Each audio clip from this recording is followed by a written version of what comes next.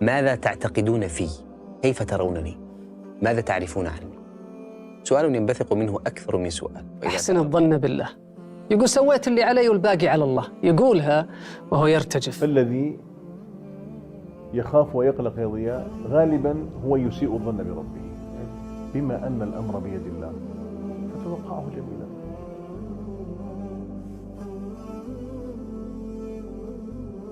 أحسن الظن بالله. يقول سويت في سؤال موجه من الذات العليا إلى كل الخلق. فما ظنكم برب العالمين؟ ماذا تعتقدون في؟ كيف ترونني؟